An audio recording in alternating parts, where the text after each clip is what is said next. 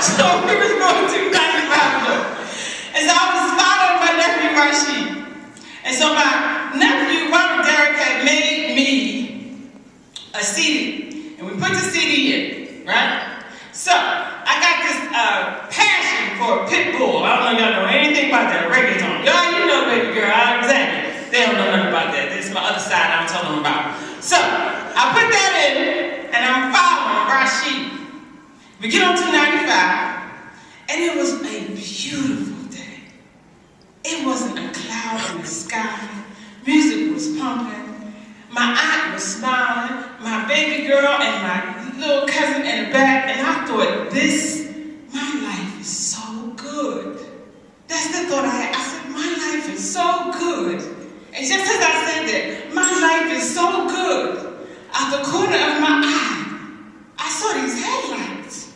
And I was thinking, how is it that I'm driving and I see headlights directly perpendicular to me? And why do I see headlights on this sunny day? Well, it was a white Jeep. And we were on 295, and I remember looking up and seeing the 895 interstate offering. And then I heard it before I felt it. This white Jeep struck us broadside. The car went toward the ramp of 895, but instead of going on the ramp, it went toward the guardrail. And then the car went airborne, and we went over the guardrail into the brush. And everybody was screaming. Everybody was screaming. And when I heard my baby girl scream, it shut off my scream. And I said, I gotta stop this car. I gotta stop this car. And it was moving through the brush. And I could see 895 just yards away. And I was thinking, I gotta stop this car. I gotta stop this car. And it was moving through the brush. And then it slammed into the tree. And when it slammed into the tree, I felt this pain come from the bottom of my foot up through my hip. And I just thought, thank you, God.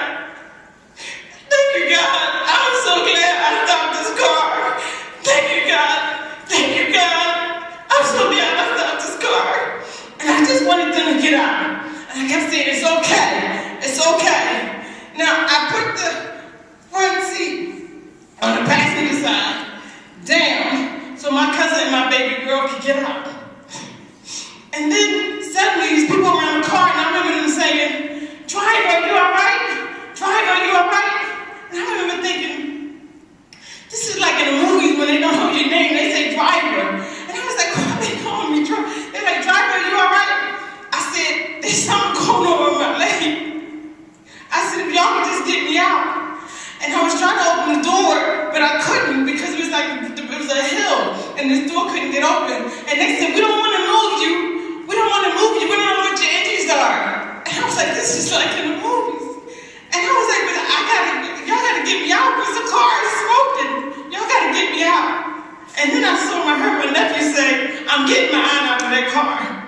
I said, look, if I turn this way, and y'all put your arms underneath my armpits and you carry me over the gear shift, then you can get me out.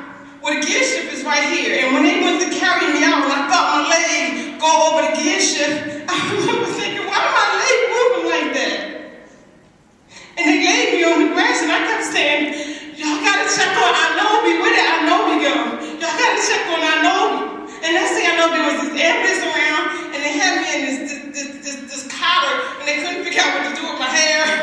And I had this all updo, and I'm trying to straighten my hair out. Someone don't undo my plait, and they didn't know what to do with me. And I was saying to my baby girl, don't let this make you not drive. It's all right. It was not our fault. It was not our fault. And I kept saying, please check on my elderly Anobi. Would y'all please check on my elderly Anobi? And they said, she's going to be all right. We just need to get you up on this board.